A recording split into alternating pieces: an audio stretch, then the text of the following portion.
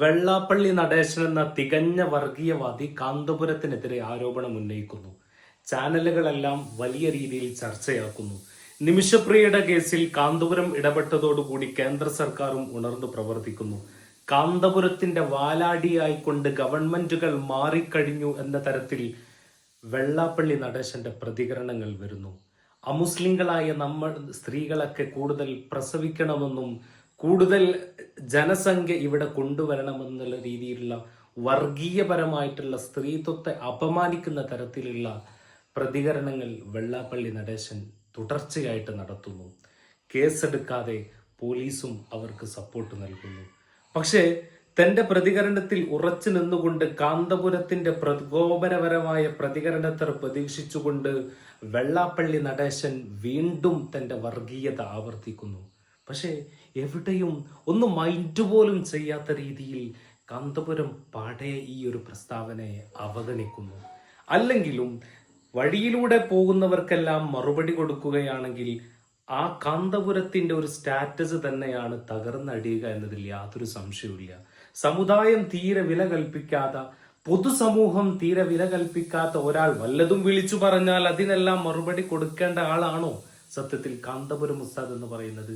എന്നാൽ അതിനെല്ലാം മീഡിയകളുടെയൊക്കെ ചോദ്യത്തിനെല്ലാം ഉത്തരം നൽകിക്കൊണ്ട് വെള്ളാപ്പള്ളി നടേശന്റെ അണ്ണാക്കിലേക്കുള്ള മറുപടിയായിക്കൊണ്ട് അൻസാരി ഉസ്താദ് പാട്ടും പാടി വെള്ളാപ്പള്ളി നടേശന് ഒരു മറുപടി കൊടുക്കുകയാണ്.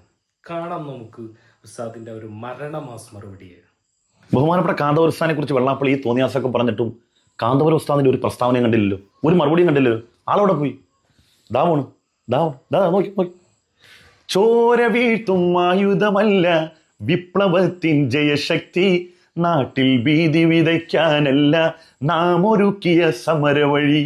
തോൽക്കും പോർവീതികളിൽ നാക്കുകൾ വിജയം കൊയ്യും, വീര്യമുള്ളൊരു വാക്കിനു മുമ്പിൽ വൻമതിലുകൾ വീണുടയും. നീതി പുലരും ലോകം പണിയാൻ ഭീകരത കൊണ്ടാവില്ല, പീഡനങ്ങളേറ്റിട്ടും നാം അക്രമത്തിന് പോയില്ല. നീതി പുലരും ലോകം പണിയാൻ ഭീകരത കൊണ്ടാവില്ല, പീഡനങ്ങളേറ്റിട്ടും നാം അക്രമത്തിന് പോയില്ല.